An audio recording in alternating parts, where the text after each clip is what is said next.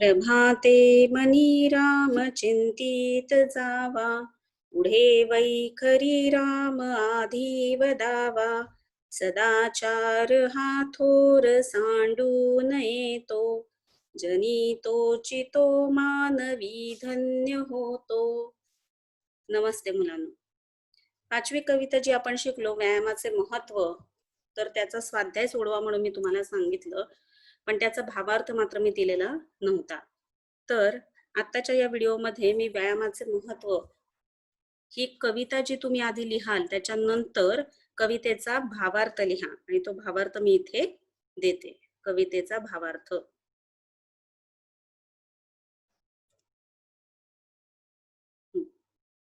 हा कवितेचा भावार्थ सगळ्यांनी लिहून काढायचा आहे आणि त्याच्यानंतर मग स्वाध्याय सोडवा. त्याच्यानंतर मग पाठ करून न पाहता ही कविता लिहून काढा. आता आपण पाहतो आहोत ऑलिम्पिक वर्तुळांचा गोफ. हा 6वा पाठ. लेखक आहेत बाळ ज पंडित.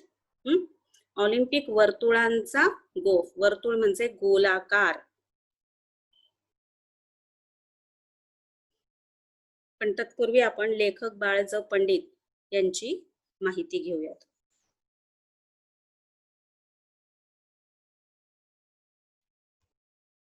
हा पहा मुलांनो, हा जो तुमच्या समोर फोटो दिसतो आहे तो आहे लेखक बाळ ज पंडित यांचा.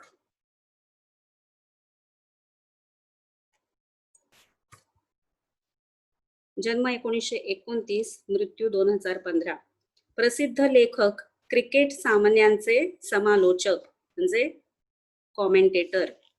पहिले शतक, कुमारांचे खेळ, क्रिकेटमधील नवलकथा इत्यादी पुस्तके प्रसिद्ध. ऑलिम्पिक सामन्यांची सुरुवात का व कशी झाली, हे सामने भरवण्यामागील उद्दिष्टे कोणती, काय उद्देश काय होते, ऑलिम्पिक वर्तुळांचा अर्थ काय, या सर्वांचा आढावा प्रस्तुत पाठातून लेखकांनी घेतला आहे. आढावा घेतला आहे. एकंदरीत या सगळ्या प्रश्नांची उत्तर आपल्याला या पाठातून मिळणार आहे. प्रस्तुत पाठातून जागतिक ऑलिम्पिक क्रीडा स्पर्धांविषयीची माहिती दिली आहे. जागतिक ऑलिम्पिक क्रीडा स्पर्धांविषयीची सर्व माहिती तुम्हाला या पाठामध्ये शिकायची आहे. पाहूयात आपण प्रत्यक्ष पाठ.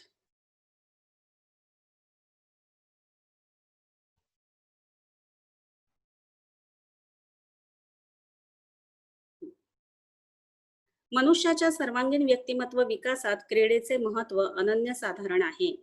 सर्व स्तरांवर खेळले जाणारे क्रीडा सामने हे जगभरातील क्रीडा प्रेमींचे लक्ष वेधून घेणारे ठरतात. मनुष्याच्या सर्वांगीण व्यक्तिमत्व विकासात ऑलराऊंड डेव्हलपमेंट जर तुमची करायची असेल, अष्टपैलू व्यक्तिमत्व जर तुमचं घडवायचं असेल, तर त्याच्यासाठी माणसाला क्रीडेचे महत्व हे जाणून घेणं अनन्यसाधारण आहे. म्हणजे काय, खूप महत्वाचं आहे. सर्व स्तरांवर खेळले जाणारे क्रीडा सामने हे जगभरातील क्रीडा प्रेमींचे लक्ष वेधून घेणारे ठरतात. त्यांचं लक्ष आकर्षित करून घेतात जे क्रीडा प्रेमी आहेत त्यांचं. आताही मुलांना तुम्हाला जाणवत असेल की तुम्हाला खेळायला मिळत नाहीये. म्हणजे घरात बसून तुम्ही अनेक खेळ खेळू शकत असाल, परंतु मैदानी खेळ तुमचं खेळणं काही काळासाठी बंद झालेलं आहे आता. तर ही जी परिस्थिती तुमच्यावरती आता ओढवलेली आहे, याचा खेद तुम्हाला प्रत्येक वेळी जाणवत असेलच किंवा याचं वाईट तुम्हाला वाटत असेलच की मैदानी खेळ आपले खेळायचे बंद झालेले आहेत. संपूर्ण जगभरातील क्रीडा सामन्यात ऑलिम्पिक क्रीडा सामन्यांना एक मानाचे स्थान आहे, महत्वाचे स्थान आहे. ऑलिम्पिक 2020च्या विजयाचे उद्दिष्ट डोळ्यासमोर ठेवून आपल्याला आवडणाऱ्या खेळावर लक्ष केंद्रित करून त्यात पारंगत होऊन पटाईत होऊन आपल्या देशाला ऑलिम्पिक विजयाचे मानकरी होण्यासाठी अधिकाधिक प्रयत्नशील राहूया. हा जो आहे ना, हाच मुलांनो पाठाचा खरा सार आहे. हे जे गुलाबी अक्षर तुम्हाला दिसत आहे, हाच एकंदरीत पाठाचा सार आहे, समरी आहे. जे काही पाठामध्ये सांगितलेलं आहे तेच ह्या 4-5 वाक्यांमध्ये थोडक्यात सांगितलेलं आहे की जे आपल्याला याच्यातून शिकायचं आहे.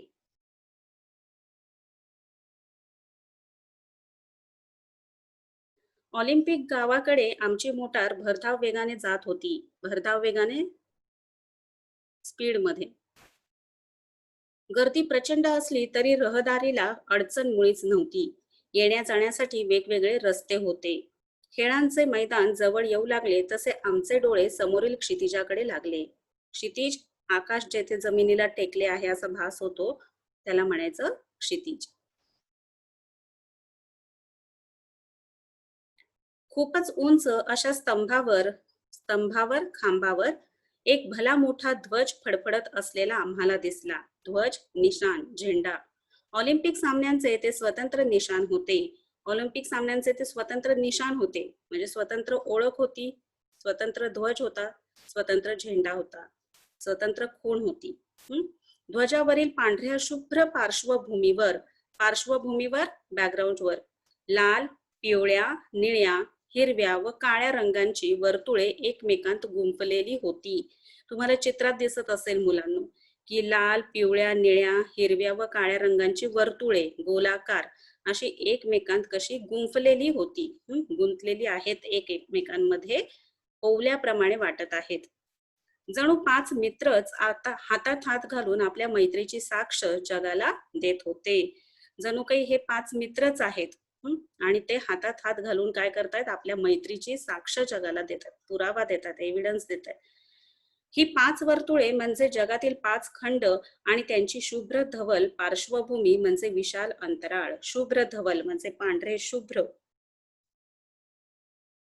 पार्श्वभूमी बॅकग्राऊंड म्हणजे विशाल फार मोठे अंतराळ, अंतरिक्ष, स्काय, आकाश. या ध्वजावर ऑलिम्पिकचे ब्रीदवाक्य लिहिलेले आहे. ब्रीदवाक्य म्हणजे मोटो. सिटियस, ऑल्टियस, फॉर्टियस म्हणजे गतिमानता, उच्चता, तेजस्विता. गतिमानता वेगवान, स्पीड. उच्चता उच्चांक आणि तेजस्विता प्रकाशमय. प्रत्येक खेळाडूने जास्तीत जास्त गतिमान होण्याचा प्रयत्न केला पाहिजे. खेळाडू हा गतिमान असला पाहिजे, वेगवान असला पाहिजे, अधिकाधिक उंची गाठण्याची शिकस्त केली पाहिजे. शिकस्त केली पाहिजे म्हणजे खूप प्रयत्न त्यानं केले पाहिजेत आणि बलसंवर्धनासाठी जास्तीत जास्त श्रम केले पाहिजेत असा संदेश हा ध्वज खेळाडूंना देत असतो. बलसंवर्धन करणं हे जास्तीत जास्त महत्वाचं असतं मुलांना. तुम्ही कुठल्याही खेळाडूकडे पहा, त्याच्यासाठी बळ संवर्धन करणं म्हणजे शक्ती, ताकद कमावणं हे गरजेचं असतं आणि त्याच्यासाठी अनेक प्रकारे कष्ट घेणं, श्रम घेणं हे गरजेचं असतं. आणि त्याच्यासाठी तुम्ही पाहिलं असेल, अनेक खेळाडू सकाळी लवकर उठून अनेक प्रकारचे व्यायाम हे करत असतात. त्याचप्रमाणे त्यांचा आहार सुद्धा ठरलेला असतो.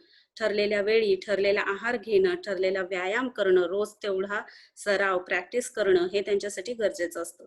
असा संदेश म्हणजे मेसेज हा ध्वज खेळाडूंना देत असतो. या ध्वजस्तंभाजवळ म्हणजे या झेंड्याच्या खांबाजवळ एक स्फूर्तिदायक मशाल सतत तेवत असते. स्फूर्तिदायक, दायक म्हणजे देणारी, स्फूर्ती म्हणजे प्रेरणा. तुम्हाला प्रेरणा देणारी मशाल सतत तेवत असते, सतत पेटती असते.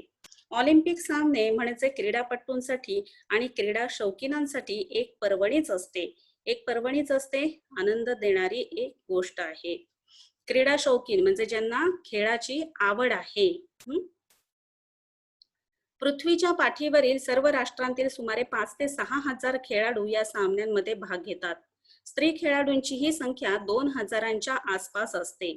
पहा, प्रेक्षागारात म्हणजे थिएटरमध्ये तिथल्या सुमारे 70 ते 80 हजार प्रेक्षक बसण्याची सोय असते. पहा किती प्रचंड मोठी आहे. याशिवाय सुमारे 25,000 लोकांना हे सामने उभे राहून पाहता येतात. पोहण्याच्या शर्यतीसाठी 4-5 तलावही बांधलेले असतात. पोहण्याची शर्यत, स्विमिंग कॉम्पिटिशन, त्याच्यासाठी 4-5 तलावही तिथे बांधलेले आहेत. Swimming tank. खेळांचे विशाल मैदान, त्या भोवतालचे प्रचंड प्रेक्षागार, खेळासाठी असलेलं मोठंच्या मोठं ग्राउंड आणि त्याच्या भोवती सगळ्यांना ते पाहण्यासाठी, प्रेक्षकांना बसण्यासाठी त्यांची केलेली व्यवस्था, ऑडिटोरियम, रहदारीसाठी मुद्दाम बांधलेल्या अनेक सडका म्हणजे रस्ते, सडक एक वचन, सडका अनेक वचन, रस्ता एक वचन, रस्ते अनेक वचन. लोहमार्ग, रेल्वे रूट. पुरुष व स्त्री खेळाडू यांच्या निवासासाठी बांधलेल्या असंख्य खोल्या असलेल्या इमारती. निवासासाठी म्हणजे त्यांना राहण्यासाठी. इमारती, बिल्डिंग, वसतिगृहे, हॉस्टेल्स. प्रेक्षकांच्या श्रमपरिहारासाठी सुसज्ज अशी विशाल उपहारगृहे. पाहायला जे येणार आहेत प्रेक्षक वर्ग, पाहायला येणारा असतो तो प्रेक्षक वर्ग, ऐकायला येणार असतो तो श्रोतृ वर्ग.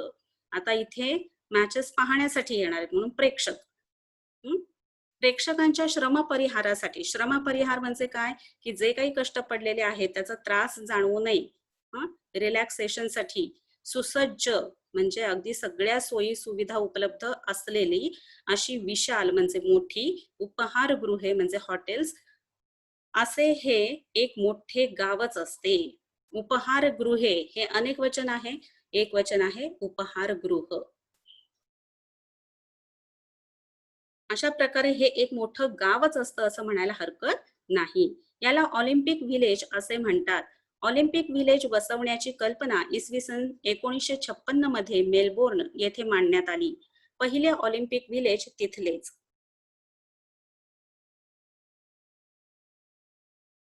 एकंदरीत सगळी माहिती तिथली दिलेली आहे. ऑलिम्पिक सामने दर 4 वर्षांनी होतात. ऑलिम्पिक सामने दर किती वर्षांनी होतात? 4 वर्षांनी होतात. हे सामने 5 दिवस चालत.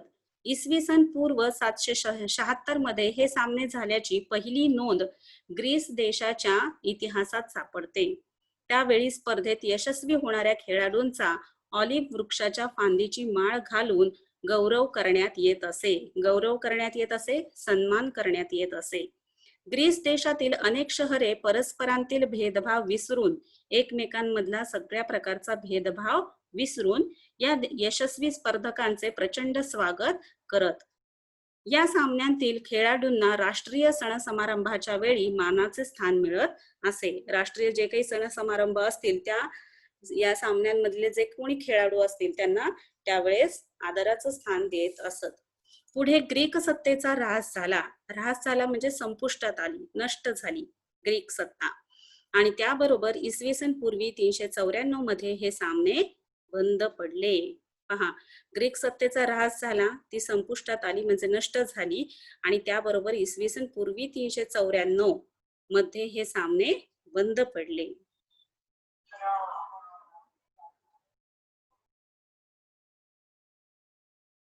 मैत्रीचा मंत्र सांगणाऱ्या या ऑलिम्पिक सामन्यांची त्यानंतर इसवी सन 1894 साली आधुनिक जगाला आठवण झाली. मैत्रीचा मंत्र सांगणाऱ्या, कारण अनेक देशातील लोक जेव्हा इथे येत आहेत आणि एकत्र खेळतायत, एकत्र सगळं सामने जे आहेत ते पाहत आहेत, एका ठिकाणी राहत आहेत म्हटल्यावरती एक प्रकारची मैत्री यांच्यामध्ये होत असते. म्हणून मैत्रीचा मंत्र सांगणाऱ्या या ऑलिम्पिक सामन्यांची त्यानंतर इसवी सन 1894 साली आधुनिक जगाला आठवण झाली. स्मरण, आठवण, स्मरण. आणि मुलांनो, खेळ हा तुमच्यासाठी सुद्धा अत्यंत महत्वाचा आहे. ज्याप्रमाणे आता लॅपटॉप, कम्प्युटर किंवा मोबाईल वगैरे घेऊन तुम्ही तासनतास त्याच्या समोर जे काही खेळ खेळत असता, त्याऐवजी जर मैदानी खेळ तुम्ही खेळलात तर एकत्र खेळण्यामुळे शारीरिक हालचाल तर होते, शारीरिक विकास तर होतोच, पण मानसिक विकास पण त्याच्यातून साधला जात असतो. कशा प्रकारे, तर एकत्र खेळत असतात त्यावेळी रुसवे, फुगवे, एकमेकांचा राग काढणं, त्याच्यानंतर भांडणं आणि त्याच्यानंतर पुन्हा एकत्र येणं. त्याच्यानंतर तुम्ही जिंकलात तर तो आनंद कसा व्यक्त करायचा, हारलात तर ती हार कशी पत्करायची, या सगळ्या गोष्टी तुम्ही खेळामधून शिकत असता. त्यामुळे मैत्रीपूर्ण वातावरणामध्ये कसं राहावं, हे सगळं एकमेकांशी सामंजस्याने कसं वागावं, एकमेकांना समजून कसं घ्यावं, त्याच्यानंतर जीवनामध्ये आलेले जे काही पराजय असतील किंवा हार असेल किंवा तुम्हाला काही गोष्टींमध्ये विजय प्राप्त झालेला असेल तर सगळं आनंद, दुःख या गोष्टी कशा पचवाव्यात हे सुद्धा तुम्ही खेळातून शिकत असता. त्यामुळे मैदानी खेळ खेळणं हे फार महत्वाचं आहे. त्या वर्षी फ्रान्स देशात एक ऑलिम्पिक काँग्रेस भरवण्यात आली होती. त्या काँग्रेसला अनेक राष्ट्रांचे प्रतिनिधी हजर होते. कुबर्टीन नावाच्या फ्रेंच क्रीडा तज्ञाने या काँग्रेसमध्ये ऑलिम्पिक सामन्यांचे पुनरुज्जीवन केले. पुनरुज्जीवन केले म्हणजे पुन्हा एकदा त्याच्यामध्ये सुधारणा करून ती सुरू केली. शरीर संपदा वाढवण्यासाठी शरीर संपदा, संपदा म्हणजे संपत्ती, शरीर ही एक संपत्ती आहे मोठी, तर ती वाढवण्यासाठी आणि बलसंवर्धन करण्यासाठी, बळ वाढवण्यासाठी, ताकद वाढवण्यासाठी, त्याची जपणूक करण्यासाठी आणि प्रामुख्याने देशादेशांतील मैत्री वाढवून त्यांच्यात मित्रत्वाची स्पर्धा व्हावी. निकोप स्पर्धा होणं फार गरजेचं आहे. कोणताही खेळ तुम्ही खेळत असाल, त्याच्यामध्ये खेळ म्हटलं की हार आणि जीत ही आलीच, पण त्याच्यामधलं महत्वाचं आहे ते म्हणजे मित्रत्वाचं नातं जपणं. म्हणून मित्रत्वाची स्पर्धा व्हावी यासाठी प्राचीन ऑलिम्पिक सामन्यांप्रमाणेच यापुढे आंतरराष्ट्रीय क्रीडा स्पर्धा भरवाव्यात असे ठरले. 1896 पासून ऑलिम्पिक सामने दर 4 वर्षांनी वेगवेगळ्या देशात भरवले जातात. त्या निमित्ताने जगात सद्भावना, समता, मैत्री, विश्वबंधुत्व, शिस्त व ऐक्य या भावना वाढीस लागतात.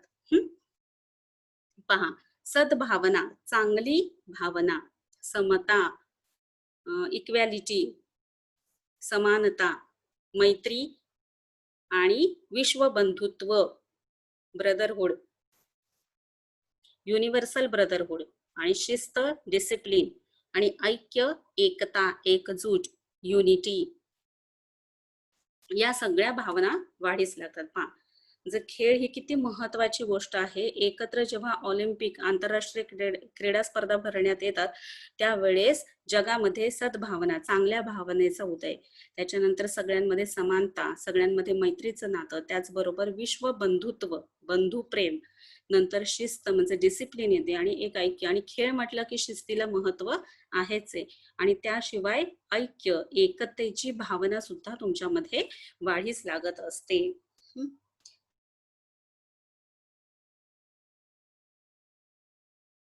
या सामन्यात निरनिराळ्या 21 खेळांची तरतूद आहे. पुरुषांसाठी व स्त्रियांसाठी वेगवेगळे सामने होतात. या सामन्यांच्या व्यवस्थेसाठी एक आंतरराष्ट्रीय ऑलिम्पिक समिती नेमलेली असते. समिती म्हणजे कमिटी नेमलेली असते. या स्पर्धात भाग घेणाऱ्या प्रत्येक देशाचे 1 ते 3 प्रतिनिधी या समितीत असतात, मेंबर. या समितीमध्ये खेळांची व्यवस्था त्या त्या खेळांच्या आंतरराष्ट्रीय संघाकडे असते. ऑलिम्पिक सामन्यांसाठी लागणारा खर्च फारच मोठा असतो. अर्थात एवढी सगळी व्यवस्था करायची म्हटलं तर त्याच्यासाठी पैसा हा लागणारच, खर्च हा फार मोठा होणारच आहे. मग हा सर्व पैसा स्पर्धक देश उभा करतात. जे कोणी ते स्पर्धक असतील, स्पर्धेमध्ये भाग घेणारे असतील, ते सगळेजण मिळून हा पैसा उभा करतात, जमा करतात. क्रीडेच्या क्षेत्रात जातीभेद नाही, धर्मभेद नाही की वर्णभेद नाही.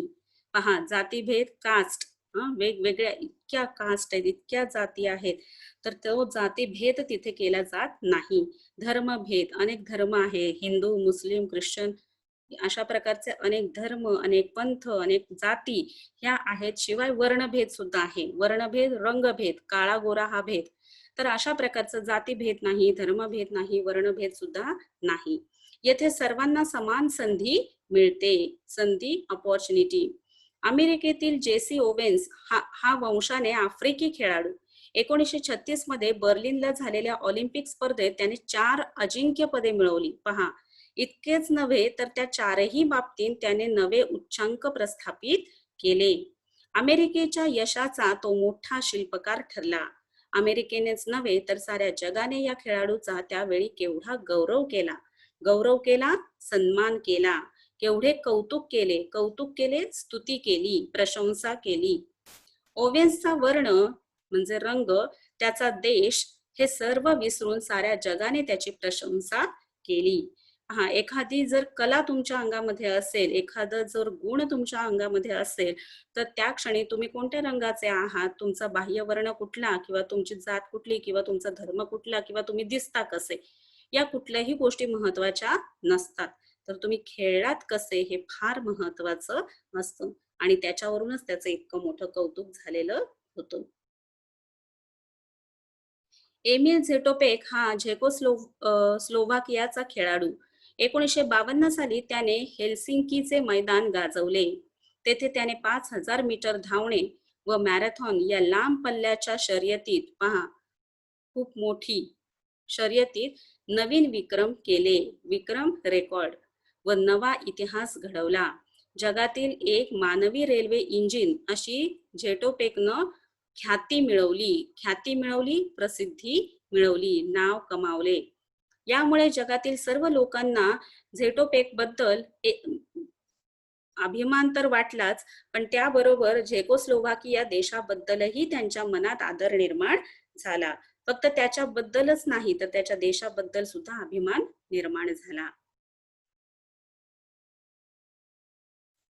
आफ्रिकेतील इथिओपियाचा अबेबे बिकिला या खेळाडूने तर अनवाणी म्हणजे पायात चप्पल बूट काहीही न घालता मॅरेथॉन लांब पल्ल्याची शर्यत जिंकली. एवढे मोठे अंतर त्याने 2 तास 15 मिनिटात पूर्ण केले. फॅनी बँकर्स या स्त्री खेळाडूने तर 1948 साली ऑलिम्पिकचे मैदान दणाणून सोडले म्हणजे अगदी तिच्या विजयाचा नाद हा भरून राहिला होता. 100 ते 200 मीटरच्या शर्यतीत प्रथम क्रमांक मिळवला. भारताने हॉकीच्या स्पर्धेत अनेक वर्षे अजिंक्यपद टिकवले. सुप्रसिद्ध भारतीय हॉकी खेळाडू ध्यानचंद यांचे नाव कित्येक वर्षे जगात सर्वांच्या जिभेवर नाचत होते. ऑलिम्पिकच्या मैदानावर खेळाडू खेळत असतात तेव्हा खेळाडूंना पराक्रमाचा व प्रयत्नवादाचा संदेश देणारा ध्वज डौलाने फडकत असतो. खेळाडूंना पराक्रमाचा, शौर्याचा व प्रयत्नवादाचा, कोणतीही गोष्ट ही प्रयत्नानेच साध्य होत असते. प्रयत्ने वाळूचे कण रगडिता तेलही गळे. म्हणजे कोणतीही गोष्ट साध्य करण्यासाठी, मिळविण्यासाठी प्रयत्न हे घ्यावेच लागतात, सराव हा करावाच लागत असतो. आणि मग हा पराक्रमाचा व प्रयत्नवादाचा संदेश देणारा, मेसेज देणारा, शिकवण देणारा ध्वज, झेंडा, निशाण डौलाने फडकत असतो. त्या ध्वजावरील 5 खंडांची 5 वर्तुळे समतेचा व विश्व बंधुत्वाचा संदेश जगाला देत असतात. ही जी ध्वजावरील 5 खंडांची 5 वर्तुळ आहेत ती जणू काही तुम्हाला समतेचा, इक्वॅलिटी, समानतेचा व विश्व बंधुत्वाचा, युनिव्हर्सल ब्रदरहूड याचा संदेश जगाला, विश्वाला देत असतात. तर त्याच्या शेजारीच क्षुद्र विचारांचा म्हणजे क्षुल्लक, नॅरो माइंडेड असे जे काही विचार असतील तर अशा विचारांचा अंधकार घालवणारी ज्योत तेवत असते. अंधकार म्हणजे डार्कनेस घालवायचा आणि त्या जागी मात्र चांगल्या म्हणजे ब्रॉड माइंडेड विचारांचा विचार सतत तेवत ठेवायचे, जागे ठेवायचे. त्याच्यासाठी म्हणून म्हटलेलं आहे, क्षुद्र विचारांचा अंधकार घालवणारी ज्योत तेवत असते.